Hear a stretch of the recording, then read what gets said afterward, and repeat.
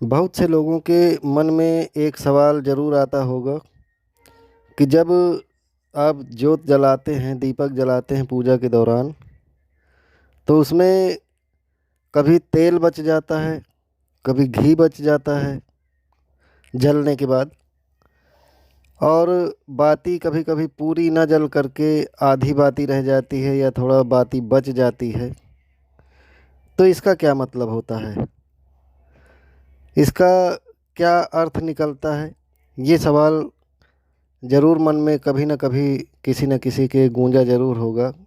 और अगर ऐसा होता है तो फिर उस घी या बचे हुए तेल या बची हुई बाती का हमें क्या करना चाहिए? क्योंकि साधारणतया हमें नहीं मालूम होता है तो हम उसको निकाल करके फेंक देते हैं और फिर दूसरा दीपक दूसरे दिन जला लेते हैं। हमें बस यहाँ तक पता है कि दीपक में फूल बना तो देवता हमसे प्रसन्न है, अच्छी बात है। और अन्य प्रकार की आकृतियाँ बनती हैं। तो कई बार ऐसा भी होता है कि फूल भी बनता है। पहले क्या होता है कि फूल बनता है, पूरी बत्ती भी जल जाती है, ठीक है। पर कई बार ऐसा भी होता है कि फूल भी बना है और बत्ती पूरी नहीं जली और बच गई है बत्ती ज्योत की। उसमें अगर आपने घी से जलाया था तो घी बच गया है, तेल से जलाया था तो तेल बच गया है। तो उसका आखिर हमें क्या करना चाहिए? उसको फेंकना नहीं चाहिए। आज मैं इसी के बारे में आप लोगों को बताने जा रहा हूँ कि इस बचे हुए दीपक के तेल को या घी को हमें क्या करना चाहिए। जिस दिन आपको लगता है, देखते हैं आप कि आज दीपक की बाती में फूल बना था पर दीपक की बाती पूरी नहीं जली है, दीपक में तेल बच गया है, घी बच गया है, तो उसका, अगर आपने आटे का दीपक जलाया था तो उस दीपक को उठा करके उसकी छोटी छोटी गोलियां बना लेना है। गोलियां बना करके आप छत में चले जाइए और उन गोलियों को छत में बिखेर दें, ताकि जो जीव हैं तो वो उसको खा लें। जैसे चिड़िया वगैरह आती हैं तो उसको खा लेंगे तो आपको उसका बहुत पुण्य होगा, क्योंकि ये जो तेल और दीपक की बाती बची होती है पूरी तरीके से भगवान आपको सिद्ध करके छोड़ देते हैं। और इस संकेत को जो लोग जानते हैं तो उसका भरपूर उपयोग कर लेते हैं, जो लोग नहीं जानते हैं तो उसको ऐसे ही फेंक देते हैं। अब रही बात बचे हुए तेल या घी की, तो उसका क्या करना है तो आप उसको भी सुन लीजिए ध्यान से।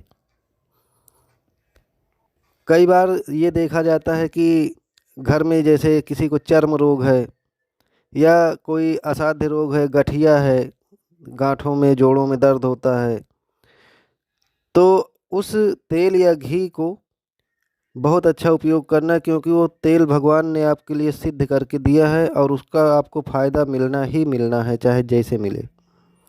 उसी में जो बचा हुआ तेल या घी है उसी में थोड़ा सा घी या तेल और मिला लीजिए। जैसे तेल बचा है तो तेल में तेल मिलाइए, घी बचा है तो घी में थोड़ा सा घी मिला लीजिए।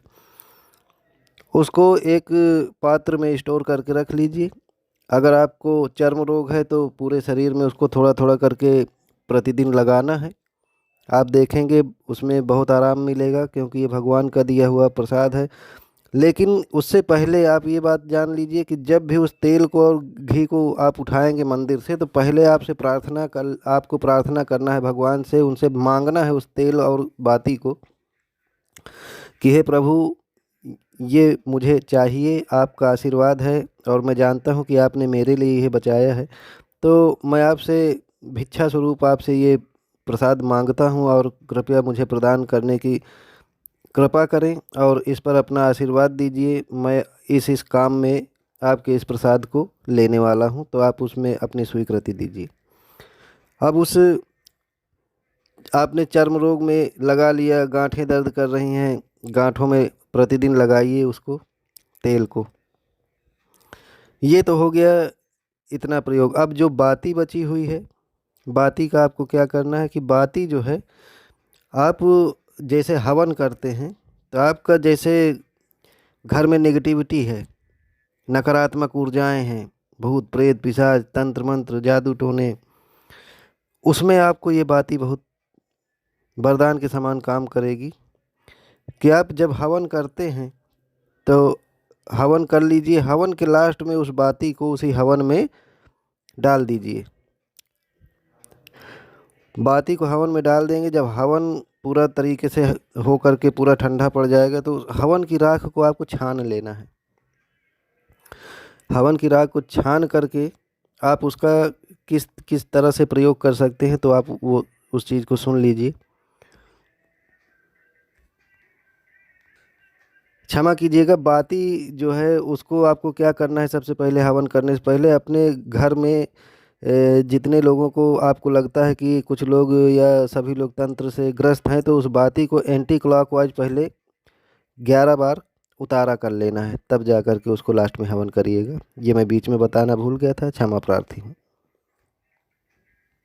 अब जब हवन की राख ठंडी पड़ जाए उसको आप छान लीजिए। छान करके आपको लगता है कि आपके घर में, पता तो हो ही जाता है कि कुछ ना कुछ नकारात्मक ऊर्जाएं घर में हैं, तो उसको किसी जल में थोड़ी सी राख जो है, राख मतलब भभूत ही कहेंगे उसको, हवन की राख को, तो उस भभूत को छान करके कुछ जल में थोड़ा सा मिला करके पूरे घर में उसका छिड़काव करेंगे। जैसे ही आप छिड़काव करेंगे तो नकारात्मक शक्तियाँ जो होती हैं तो वो सिद्ध हवन है, सिद्ध भभूत है, तो उनको बहुत कष्ट पहुंचता है। ये समझिए ऐसे कि जैसे हम लोगों को करंट लग जाता है तो सीधा सीधा उस पर नकारात्मक शक्तियों पर करंट जैसे लगता है तो वो भागती हैं।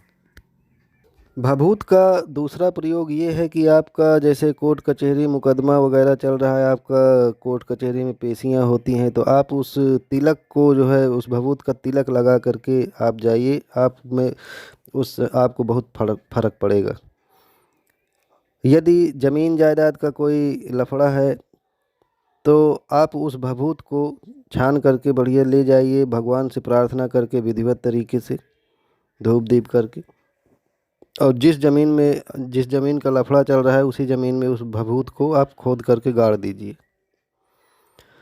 फिर देखिएगा कुछ समय क्या होता है, क्योंकि ये भगवान ने आपको दिया है, जो तेल और बाती जो बची है तो वो सिद्ध हो चुकी है और आपके ही प्रयोग के लिए उन्होंने आपको दिया है, जिसको जो लोग जानते हैं तो उसका प्रयोग कर लेते हैं, जो लोग नहीं जानते तो उसको उठा करके फेंक दिया, फिर अगले दिन पूजा किया और फिर अगले दिन नई बाती नई जोत जला दी। तो आशा करता हूँ कि ये जानकारी आप लोगों को पसंद आई होगी। मिलते हैं एक नई जानकारी के साथ। वीडियो पर, चैनल पर अगर नए आए हैं तो चैनल को सब्सक्राइब कर लीजिए, बेल आइकन दबा लीजिए, ऑल पर क्लिक कर लीजिए ताकि जो महत्वपूर्ण जानकारी मैं डालूं वो आप तक सबसे पहले उसका नोटिफिकेशन पहुंचे। आप चाहें तो वीडियो को जहां आपको लगता है वहां आप शेयर कर सकते हैं। मिलते हैं अगली जानकारी के साथ, तब तक के लिए जय माता की, जय महादेव।